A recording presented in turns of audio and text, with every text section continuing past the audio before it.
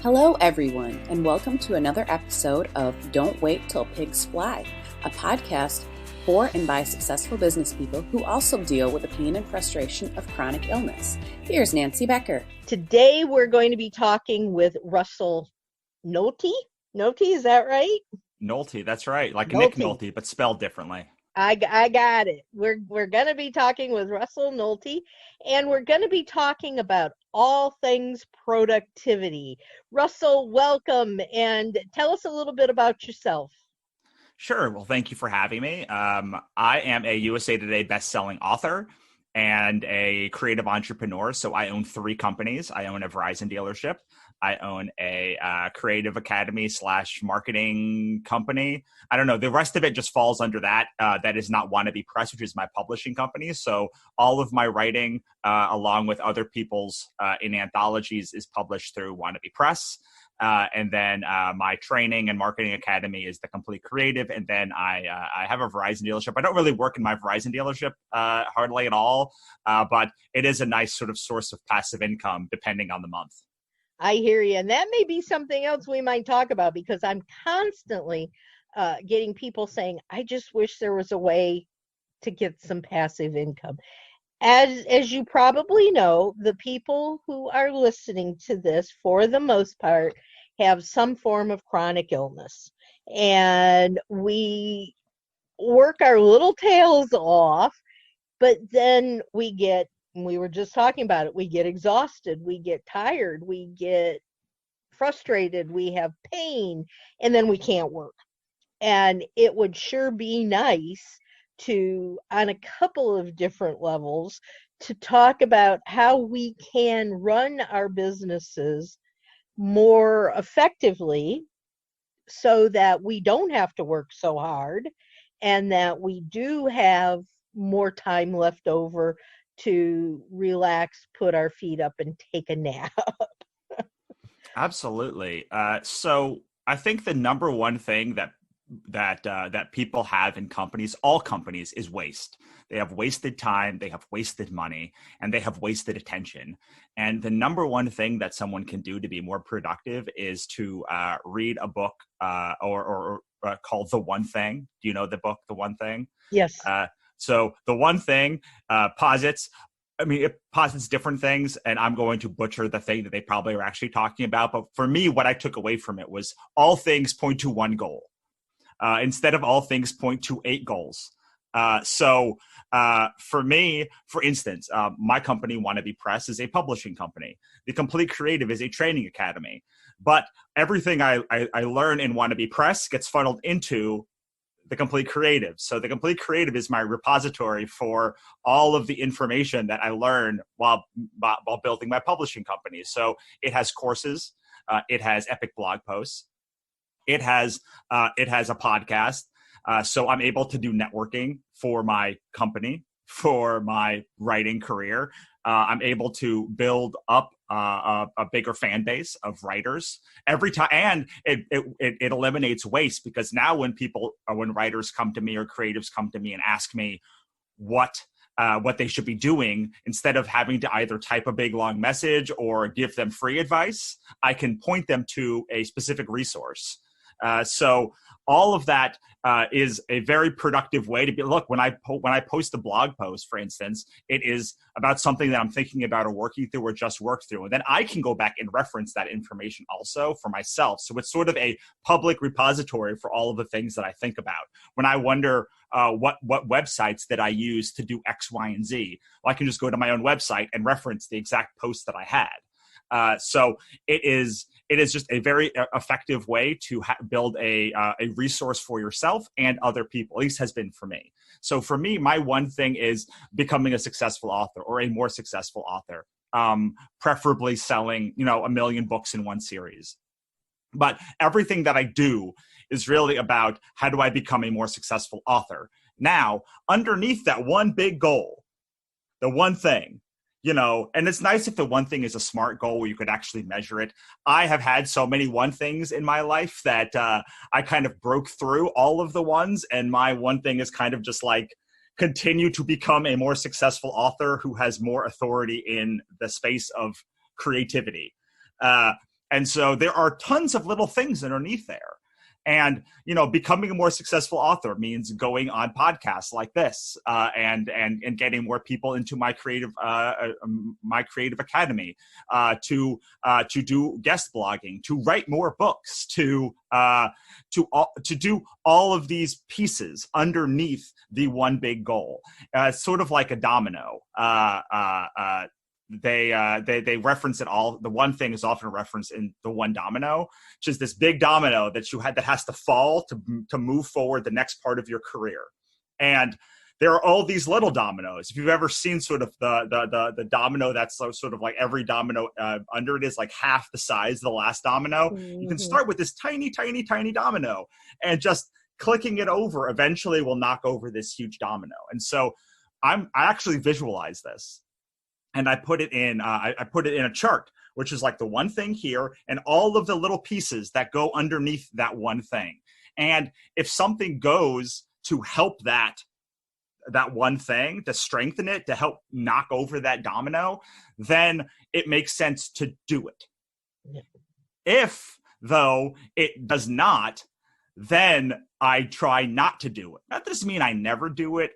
I try to keep myself under leveraged at times so I can try all of these crazy things. In the past 3 months, for instance, I've been on over 60 podcasts, just to because I wanted to see. People always say being on podcasts is the best way to grow your own podcast. So I was like, well, I'm going to test it. Because I was under leveraged on my time, I was able to take that on.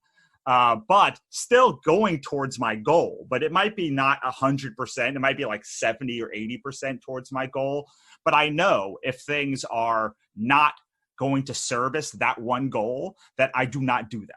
I put them away, or maybe I test it one time and then I say, well, that did not help my goal, so I am not doing it anymore. And for me, that has been the thing that has cut so much waste from my life, is just having a singular focus and knowing that there's a lot of little focuses underneath there that'll help. But if the little focus does not help, then it hurts. And I am not doing it because, I've got about 6 hours a day that I can be productive. And whether that's writing or being on podcasts or something, I've got somewhere between 4 to 6 hours, depending on the spoons I get that day, and how many knives I use for the next day. I have somewhere between 4 and 6 hours, and my goal is to be productive. And to be productive, I have to know exactly where I'm going. Absolutely.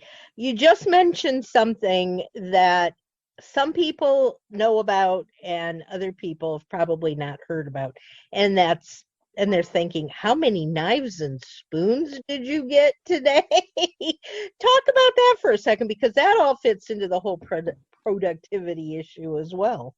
Sure. So there are spoons most people know about, but there's also knives and forks. So spoons, I like to think of it as a drawer of when you open your utensil drawer, you have so many spoons that you can use in a day. It's sort of the activity that the activities that you have before you run out of steam. And some activities take 1 spoon, some take 6 spoons. I like to think of them in 30-minute increments. So every 30-minute increment is a regular size spoon. And some activities like showering might take 1 spoon. Some activities like moving yourself will take way more spoons than you have in a day. And so, but spoons are the amount of energy you wake up with, and everybody has a different number of those. Knives then are, have you ever looked into your utensil drawer and you've seen you have no spoons, but you really want to eat that thing of Nutella or jam or something? So what do? You go to it, you pick out a knife, and they can hurt you. You have to be careful, but you can use a knife, and a knife is sort of borrowing from the next day's spoons. So you only have, maybe you have more knives than you have spoons. By using them, you're actually borrowing from the next day. So if you use 6 spoons and 6 knives, you'll wake up the next day with no energy at all. So it's really important to know how much natural energy you have. And again, I really do try to keep myself under leveraged, try to end every day at 2:00. And then I go on a walk and I take a nap. And then I have a couple of hours left at the end of the day. But that's because I know my natural spoons. I know people who can't go for more than 4 hours or 2 hours. I know people that have 20 hours of spoons in a day. But I know what I can do with mine. And then forks is the final one. Forks is the easiest to know because if you stick a fork in it, it's done. So like forks are you getting stuck with forks, and you only have you might be able to be stuck with one fork and get going, or 2 forks and keep going, or 3. But at some point, you are going to flip out, and your stress level is going to you're going to reach a breaking point. And so it's not just important that people know the number of spoons that they have, but also the amount of knives that they have before actually damaging their next day or 2 days or 3 days or 4 days, because it's also possible that a knife could take half a spoon the next day. So you're like, well, I've got half an hour of moving to do. And like, it's just so much more annoying to drive to the next place and then drive back and do this extra half hour. That's going to cost me 2 hours of spoons tomorrow. So I'm better off just taking a knife for the next day. But you'll wake up the next day and then you will know you only have 2 hours or 3 hours of energy. This is not a perfect science, right? Like we're sort of taking something that is imperfect and trying to lay something that is like reasonable on top of it. So it's not like every spoon is the same every day. It's possible that you'll wake up one day and like a shower will cost you 3 spoons. And you'll be like, what? I've been taking a shower every day for my whole life, and it's never cost more than 1 spoon. Why am I so exhausted today of all days? So you will have those days, but I have found that if I know my knife intake, my spoon intake, and the amount of forks that I can take before I'm done, then I can wake up most days, as long as I stay under those numbers, especially under the number of spoons in a day, and I can wake up with a reasonable amount of energy consistently every day. I love it. That makes a lot of sense. And I did not know all of that. I'm one of the people that I've heard of spoons, but, had not ever really paid that much attention to it. So that's a very interesting, and I'm sitting here going, all right, I see this. This makes sense. And like today, my spoons are all bent. Yeah, and some days you'll have it. We were talking beforehand. Mondays and Thursdays are generally a lot harder for me. Because I have meetings, I'm not just writing, so I'm doing a lot more energy. Today I start at 7 and I go till 7, basically straight. And so I know I'm going to wake up tomorrow. I'm using spoons. I'm using knives. I'm trying to save up spoons from previous days to maybe cheat on Thursday. So on Tuesday and Wednesday, I try to be way under my spoon count so that maybe I will be able to pull 1 or 2 more spoons for today. I do caffeine only on Thursdays or Mondays, or when I have a lot of meetings, because now I can get maybe 40 minutes a spoon. But now I know when I go to sleep for the next 2 days, I'm going to have really poor sleep quality. But the more you know about your own body and your own schedule, the more you can understand the productivity that you will have in a day. Because I just will not have the energy tomorrow that I do today. Maybe I can get the 5,000 words that I normally get in a day, but it is going to drag me really, really down tomorrow, and maybe even Saturday. Yeah. Well, and I think you've got to consider everything that you're doing. And what I try to tell my clients is that and maybe it's sort of the same thing and maybe it's different, but I tell them to keep track of everything they do for a week and to feel the emotion and the weight of what it is that they're doing. And, if you jump out of bed in the morning and go, hey, I'm ready for the day, and you've got about 2 hours, do the things in those 2 hours that you absolutely have to get done. So what's really interesting is there are ways to recover spoons during the day. Sometimes some of my friends do knitting or like just quiet, peaceful time. Some go on a walk, some take a nap, some Some just hang out with their cat and pet their cat for half an hour. Some just like close their eyes and rest at their computer. Some of them get energized by talking to other people and like having a conversation. So it's not like it's not a finite thing, but you said something about the emotional energy that it takes to do a task. And it's really important because it's not just physical exertion that can drain our spoons. It's emotional, it's mental. I am constantly amazed at how tired I get after doing a podcast. After doing this, it is so draining, and all I'm doing is sitting here. But I'm sitting here, I'm using my voice. I'm mentally like have to be on. I have to. I feel on, like I have to present. So like my fight or flight is on now. So there are all these other factors, and it is really important to know your body and how much. It doesn't have to be spoons. You can just say, this takes 40 minutes of my day out of 2 hours, like you said. I just like looking at spoons. I really like a movie called About a Boy. It's a Hugh Grant movie. And in that movie, he would say, he would break things into half-hour chunks and be like, playing pool, 2 blocks.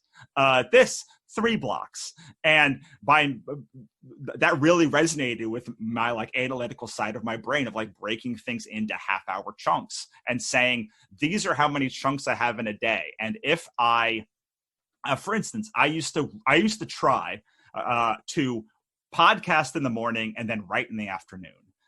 And it just does not work because I drain all of my spoons podcasting. And then when I go to write, I just sit at the computer and I'm not productive. So I was like, well, it's better for me to try and jam all of those podcasts in one day, because then I have 3 days to write and 2 days that I'm drained. And if I can get that down to 1 day, then I have 1 day that's very draining and 4 days to write. And now if I'm writing 20,000 words a week, that's basically finishing a book every single month. And that is, again, how I make my money. So it might be helpful also to talk about how I time block green, yellow, and red time. Go for it. Awesome. So if you guys don't know time blocking, it's something that I learned from when I was in sales. And it's probably the most important thing that I then do besides understanding my spoons. And the one thing, it is that when I wake up, I know what my green time, yellow time, and red time is. Do you know what green time, yellow time, and red time is, Nancy? Okay. Tell us. So red time is everything that you're doing that does not drive your business forward. It's important to know that none of these times are better than the other.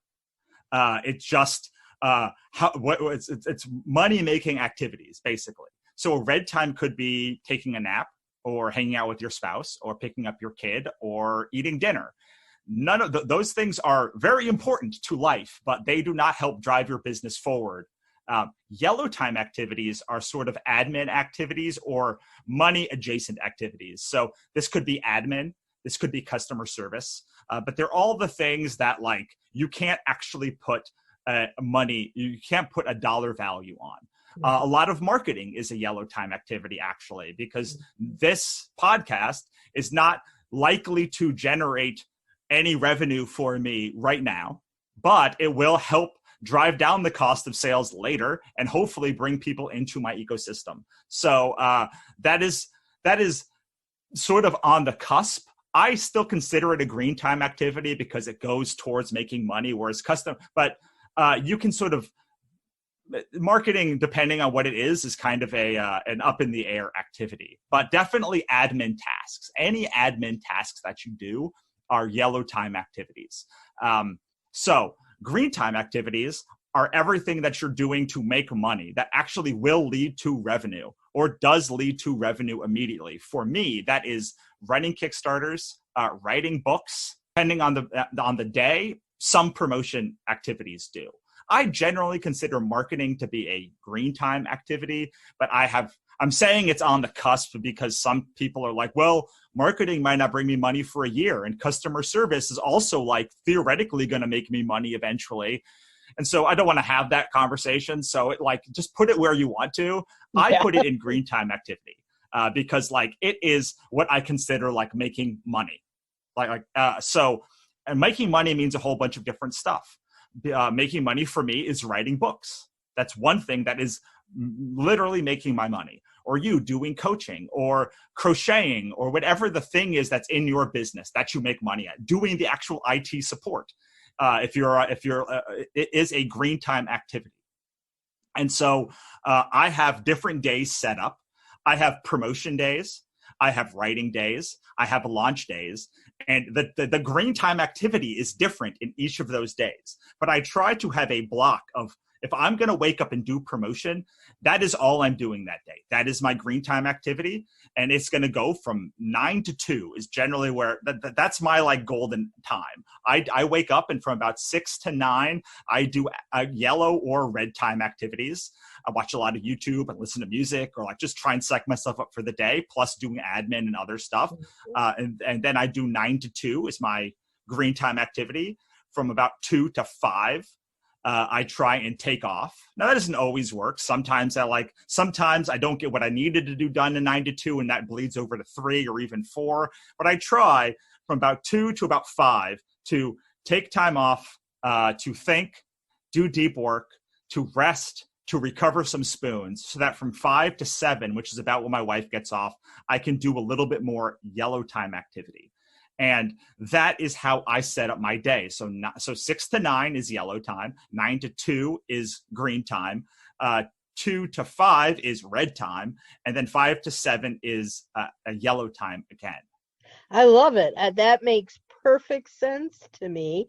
And I think it would for the listeners too, because one of the things that I hear people talking all the time talking about is that they just try to cram everything in every day. And I'm saying, don't do it. Figure out the 2 to 3 things a day that you can do and still walk away comfortably from at the end of that time. If there's something that's got to get done that day, put it in. If it sort of kind of needs to get done that day, see where it fits. And if it can be left till tomorrow, leave it till tomorrow. Absolutely. And so that's really important. The Business Success Unlimited Patreon page is now live. Patreon is a simple way for you to contribute to this podcast every month, and in return, you'll get exclusive benefits such as a monthly live Q&A with Nancy and a business book club. If you're interested in becoming a VI Pig, we would really appreciate your support in keeping our independent production going. You can find a link to our Patreon page at don'twaittillpigsfly.com. Thank you so much. So there's a concept called idea switching, which is the amount of mental energy that it takes to move from one task to another. And there's somewhere between 25 and 50% of our productivity is lost just switching from one thing to another, which is why when I get up and I know my green time activity for that day, if it doesn't fit into there, or if I can't do it in the 10 minutes or so that I give myself every hour to go back and look at my calendar and catch up on those things, then I can't do it. Because here's the thing that most people, I want to mention this about the green time activity, because you can't just do productive work from 9 to 2, like it's impossible. So every hour I then try and do Pomodoros or writing sprints when I'm doing writing. So that means 25 minutes doing the task, 5 minutes off, or 50 minutes doing the task and 10 minutes off, or 45 minutes doing the task, 15 minutes off. It can literally be whatever you want, but that sort of 50 minutes on and 10 minutes off to like stand up and like walk around that people usually hear about in offices is how most people sort of think about that. And it's a very good idea to close down your computer and do the thing to focus on the thing you have to do. And then I give myself a task I have to do every hour. So for me, it's finishing 1,000 words and or one chapter. So whatever is longer. When I finish that, sometimes I write 1,500 words in 20 minutes and I just zoom through it. And then I'm like, I give myself 40 minutes, honestly, to like dick around because like, hey, I got my thing done that hour. And it helps me keep my energy for the next hour and like get ready to do this thing. Sometimes it takes me until 59 minutes in that hour. Sometimes I go over and then I have to sort of bleed into the next hour. But I know that generally my goal is X thing per hour. when I was in sales, it was make 30 calls an hour. But sometimes you would make 10 because you would have a bunch of really good conversations. And so 25 to 30 calls an hour, and then I got to break.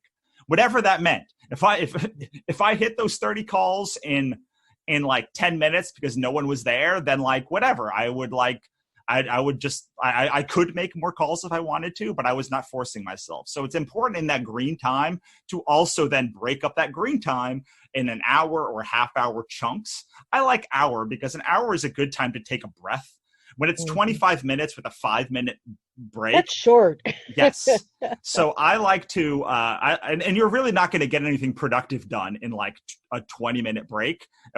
So I like to do hour because I'm like, hey, if I do a really great job this hour, I could finish it in 20 minutes because I know I can finish like 1,000 words in 20 or 30 minutes. And then I could just sit back and chill for the next like 30 minutes and I can answer emails or do whatever to like break.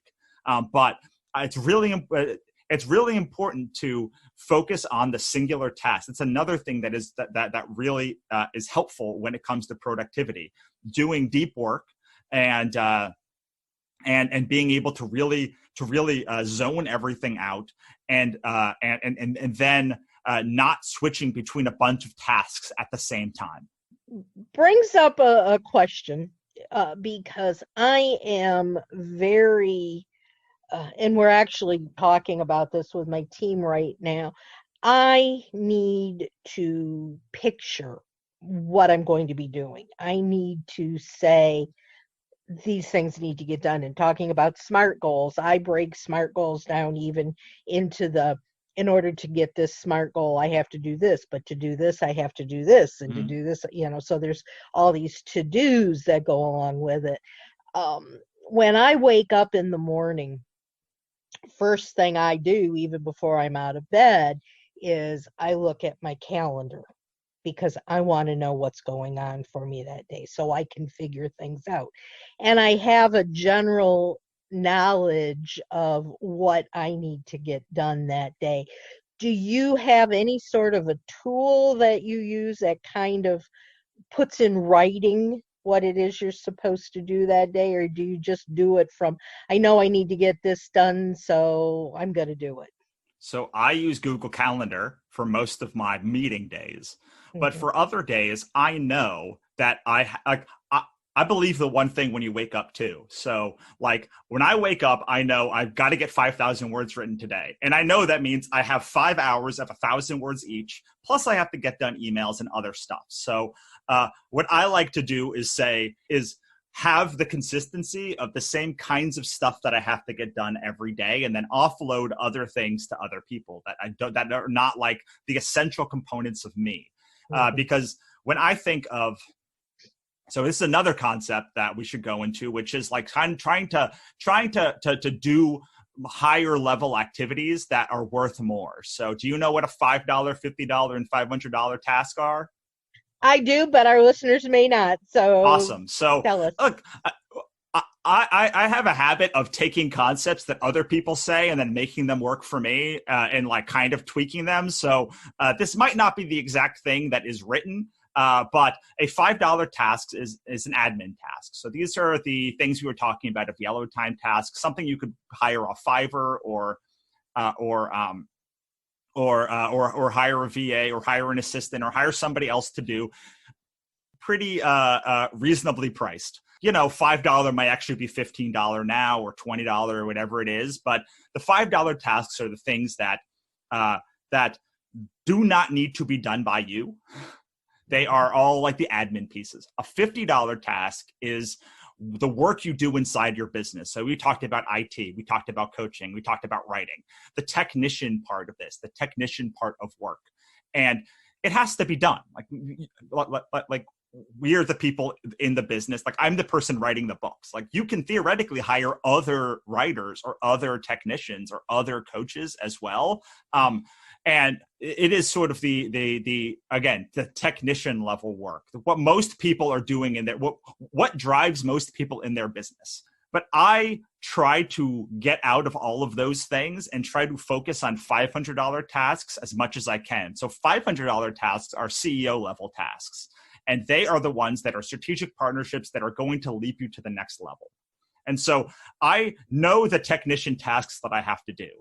And the technician task is writing a book or publishing a book or all of those things. Like, I am an expert in that technician, just like you are an expert in doing coaching. I'm also an expert in running my own company. But so I want to spend as much time in the CEO level as possible. And so I want to wake up and say, this is my technician work for the day. I have productized this so that I have to do this one task today. And then the rest of the time is spent doing $500 an hour tasks, or $5 an hour tasks also. I'm not going to lie. Like, I do my own admin stuff. But in that green time zone, I am doing like the zone of genius thing that only I can do, which for me is write those books or do these podcasts or whatever. Like the reason that people come to me. But that is a thing that like should be repeatable for you over a long haul. And you should be able to productize all of the things and be like, when you wake up, I like to be able to say, there's about 5 technician level tasks that I can do in a day that I personally can do and no one else can do. One of them is writing a book. One of them is appearing on these podcasts. One of these is teaching a course. There are a couple more, but I already know all of the things underneath that level that need to get done in order to do that. So I don't have to make a list of every piece of it. I've just done it so much that I'm an expert at it.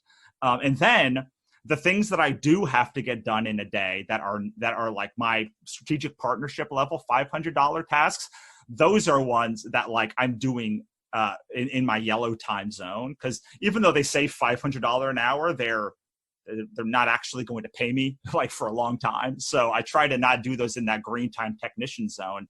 And those are the ones that sometimes I need to make a to-do list of. But they're never the thing that are my one thing for the day. My one thing for the day is always that technician level zone of genius stuff.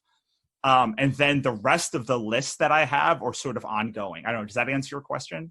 Yeah, it does. It's interesting because I would have thought that the $500 level would be where you would focus most of your time, because doing the technician things are going to be more draining. But I see what you're saying, and that makes a lot of sense too. Yeah, it's hard because, like, for instance, like this might lead to an amazing strategic partnership between the two of us to do something, but you won't see the benefit of that for probably a year. Right. So it's very hard to do that in your green time zone, unless you have a day set aside for it, like I do, because it might pay. All of these things that I'm doing may be $500,000. I don't know, but it's all like nebulous. It's all nebulous.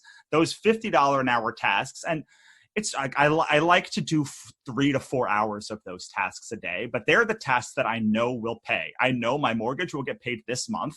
And like a lot of people talk about like not doing that part of it, but like not paying off your mortgage early or these things early, because then like you have like you can make more money doing other things. But I believe that like for me, the number one thing that I can do is make my mind right. And for my mind right, I need to be able to pay my mortgage. And so the $50 an hour tasks are the things that pay my mortgage and the things that keep me in business. The $500 an hour tasks are the things that take me to the next level. So I want to do all of those tasks, but if I spend, I'll give you an example. Like the last 2 months, I pretty much spent all of my time on $500 an hour tasks. And I was in the worst mental state that I could possibly be in, because, you know, all of those strategic partnerships were things that will pay off probably in 2021, but I'm still in 2020 right now. Like I've still gotta like make the money for now. And I find most people who are told to do a bunch of $500 an hour tasks, when they try it, they're like, oh, well, like this isn't making me money, so I got to go back to technician level tasks. And so I would rather you say, no. Like figure out the technician level tasks you have to do and do those, because but try to do those more productively. Try and do them in 3 hours. Try and do them in 2 hours, whatever that number is. that you know is going to get you to the place you want to be. I could probably write 10,000 words a day if I really wanted to, but that would take away from me doing the high level tasks that I need to get to the next level. So I know that for me, and it might be running 6 IT tickets or like doing 3 coaching calls. I don't know what it is, but whatever you do, if you can just do it in less time, you can expand this level out. Mm-hmm. And I would say, don't get greedy.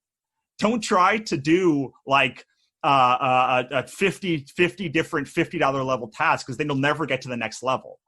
You need to figure out like what that amount of money, what that amount you're comfortable doing is, and then expand out the $500 an hour task level, hire out the $5 an hour task level. So at the beginning, you may be doing 5 hours of, let's say you have 6 hours of yellow time work. You may be doing 5 hours of admin work when you start. But then over time, hopefully you're hiring out 5 of those hours and doing 5 hours of strategic partnership, $500 an hour stuff.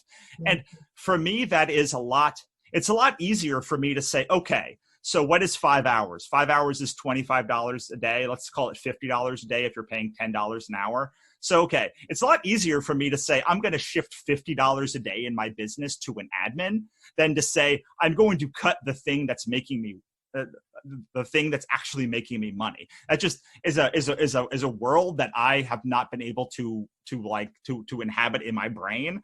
And I'm all about not doing best practices for you, and that the best thing to do is what you can do in a day. And so for me, having that technician level task, trying to do it in less time, and then vacillating between $5 and $500 an hour tasks in your yellow time ends up being a thing that I can actually imagine doing. I could never imagine doing, and it's also, I love writing. That's the thing I want to do. So now you're telling me to like do less of the thing I love to do so that I can do stuff I like less within more time. And it just, I've never been the person who was trying to make $1 million. And I get if you're trying to make $500 million or whatever, you're going to have to probably do $500 an hour tasks all the time. But for me, my goal is to write books and have people and do my podcast and have people buy my courses. And those are the things that I like doing. So why would I want to do less of them? Well, I want to do as much of that as possible, while also being able to leverage the strategic partnerships to take me to the next level and the next level and the next level and the next level. But I never want to lose the writing part of that. That's the joy. Makes perfect sense. And I tell you, this has been a jam-packed full time that we've spent, and I know that my brain is spinning right now thinking about all of this, and I'm sure our listeners are too. And we're about to the end of our time. It's gone so fast, it's amazing. If there were one thing that we have not talked about yet today that you want to share with everyone, what would that be? Okay, I'm looking through my notes right now just to make sure. Talked about leverage points, talked about deep work. I think that the most important thing I could tell you is how to say no. Okay, so my goal is to stay under leveraged. When I say under leveraged, it means if I could do 8 hours of work in a day, I want to do 3 hours of work in a day, so that when the perfect project comes along, I can fully commit to it. This is how we don't move to the next level, and we stay doing the same thing year after year after year after year, because we get stuck in those technician tasks, to go back to your previous point, and we're never able to develop those strategic partnerships or those projects that will take us to the next level, get us more notice in the industry, go to conferences, or do any of that stuff. Which is why I'm saying you need to have a minimum amount of time to do that joy that you want, but you do want to have a bunch of time to do strategic partnerships. For instance, I did 3 virtual summits in the past 2 months. I've done, as I mentioned, over 60, and I mean, I ran them. I ran 3 virtual summits in March, April, and one in March, one in April, one in May. I did about 60 podcast appearances. All of that stuff was because I was under leveraged, and I could say, yes, that is a thing that I want to take advantage of and at least try. And the way that I do that is I know how to say no. And so I ask myself 3 questions when it comes to taking on a new project. And this assumes that you're already full slated. And you're using that 5 hours a day, not like you're doing 20 hours. If you're doing 20 hours a day, you got to finish those projects and like cut back. But if I'm going to take on a new project, the first question I ask myself is this project worth the effort it takes to complete? Notice I did not say money. Did not say, is it worth the money? It's part of it is money, but those 3 virtual conferences, I was not paid for at all.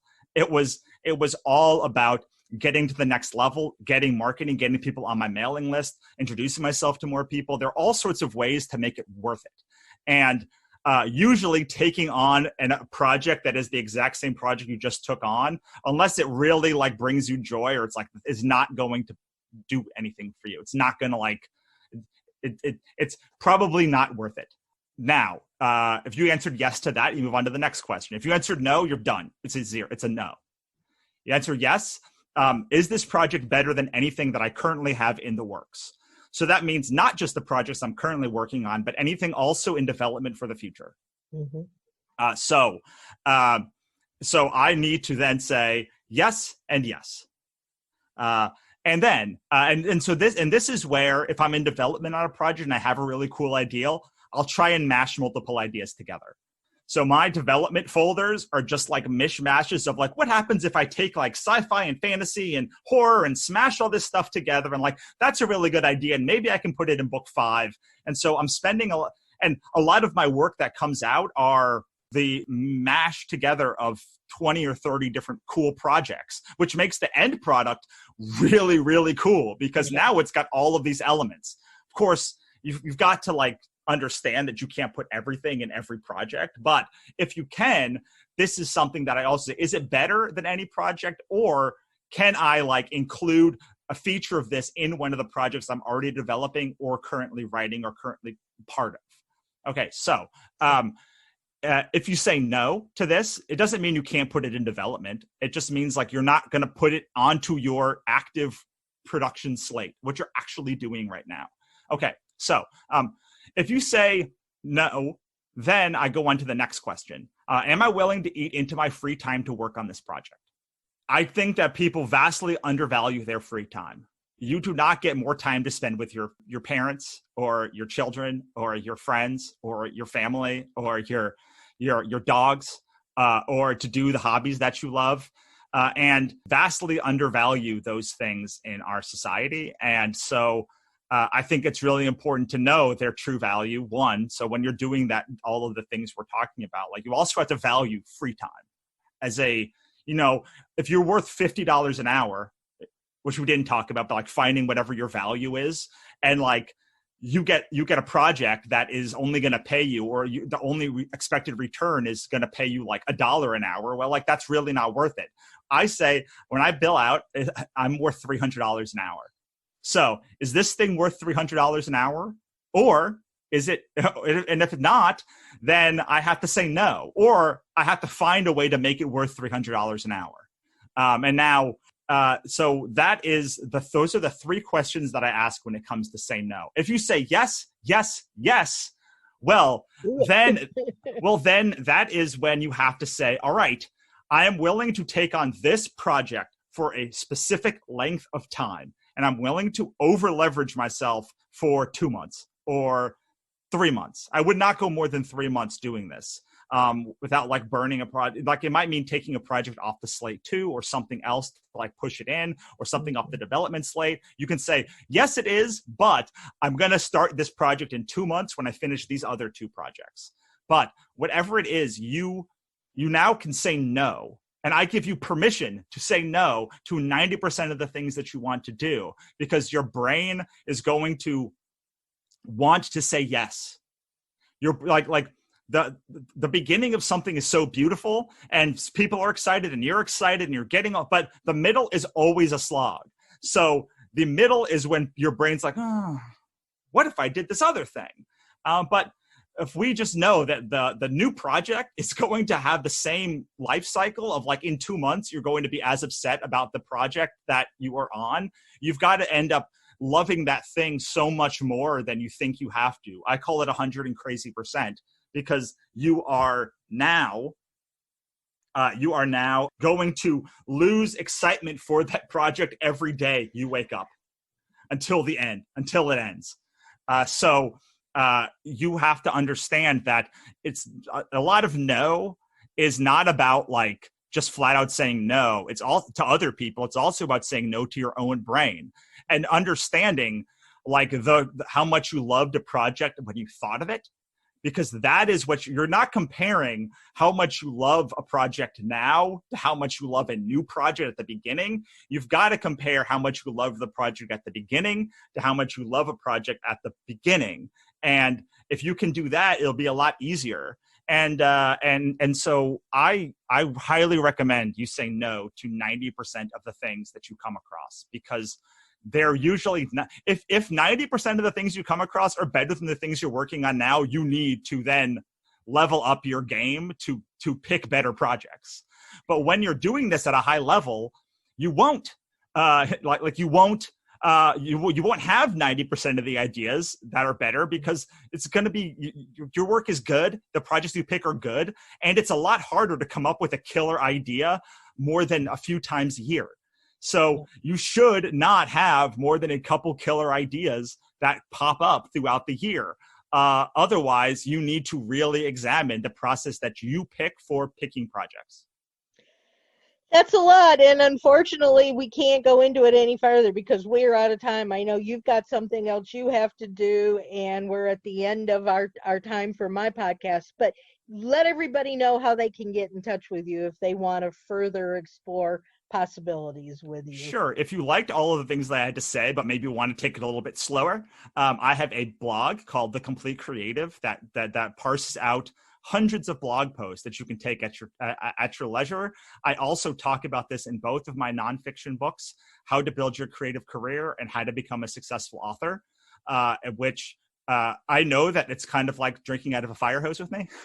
So I made that site so that people could take things at their own pace and explore things without hearing me rattle on at like triple speed for 40 minutes. So I go to thecompletecreative.com, take our free courses, take our paid courses if you want, look at our epic blog posts, and I have over 200 episodes, I believe 200 episodes now, of my podcast, The Complete Creative, which interviews creators about how they built and sustained their own creative career. For this purposes, I had an interview with Dr. Deborah Holland a couple of months ago about anxiety, burnout, and depression, which I think would be a great one for your audience to listen to. Absolutely would. So everybody, you heard that. This has been a great show today. Thank you so much, Russell. I appreciate everything you've done and the time you've given us.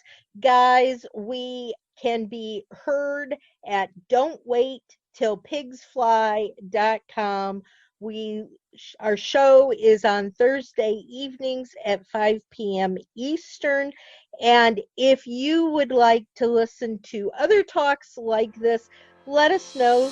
Let us know people that we can talk to and share with. Give us suggestions. And until next time, get out there, be productive, use some of these techniques we talked about today, and soar higher. Until next time, guys, talk to you later. Bye-bye.